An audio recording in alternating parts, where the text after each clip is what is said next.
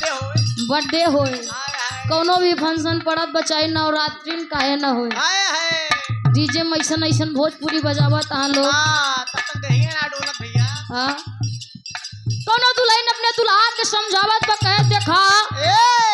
तार आदत बहुत खराब होई गई बा बहुत गंदी बा भैया धर्मेंद्र रात रात भे घूमा थिया हाँ तो के मेहरारू लड़का तनिको होश हवास नहीं बा लड़का खात बा कि नहीं मेहरारू कैसे बा कहाँ बा सब्जी बा कि नहीं हाँ छुटबे 10 बजे जावे 3 बजे वाह वाह दुल्हनिया का अपन नाता सुधार नहीं हम सुधारब तो तार हाथ गोड़ सलामत बची ना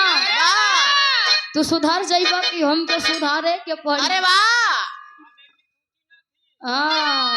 भैंसे चरौबिया फिर वाह उ दुल्हन समझावत बा भैया कहे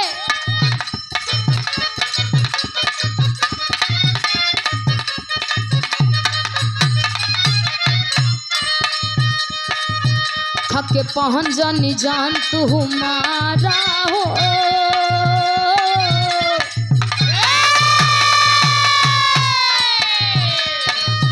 थके पहन जानी जान तू हमारा हो अभियो से अपन रहन सुधारा हो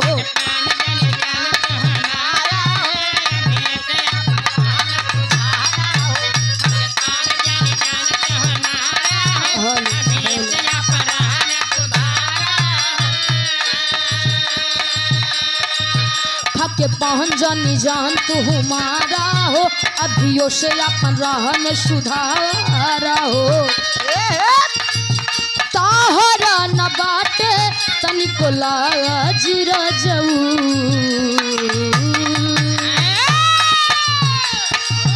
ताहरा न बाटे तनिको लाज रजऊ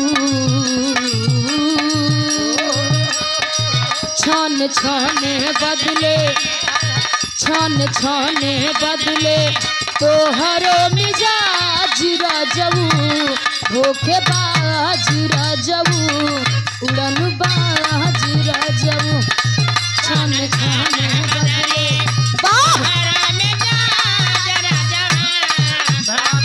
क्या बात है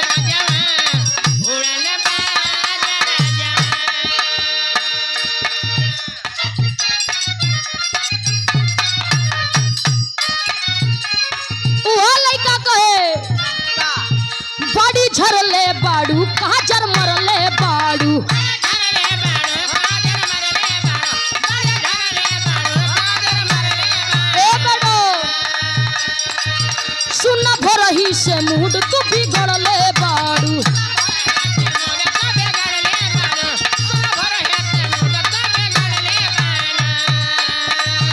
बड़ी झरले बाड़ू काजर मरले बाड़ू सुन भरही से मूड तू बिगड़ले बाड़ू रानी पहले से ज्यादा मनु आज करता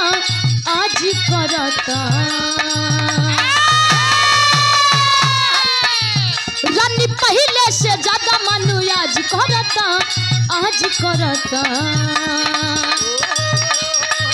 राउर दिल हमर दिलवा पर राज करता राउर दिल हमर दिलवा पर राज करता राजा पायल उतार दया बाज करता राजा पायल उतार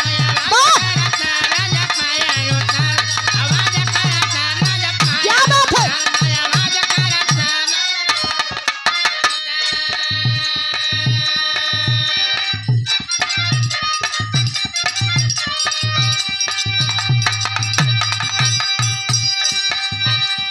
पहिरेलू साड़ी चाहे सूट सलवार बा धर्मेंद्र भैया नीक लागे सगरी बदन पे तोहर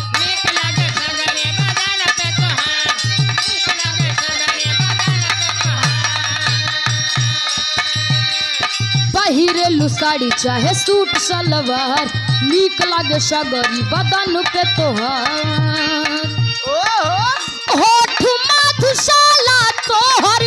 जाम भइल बा हो जाम भइल बा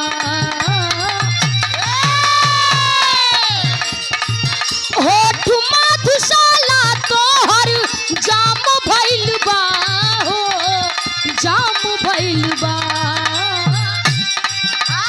असही न दुनिया में नाम भइल बा असही न दुनिया में नाम भइल बा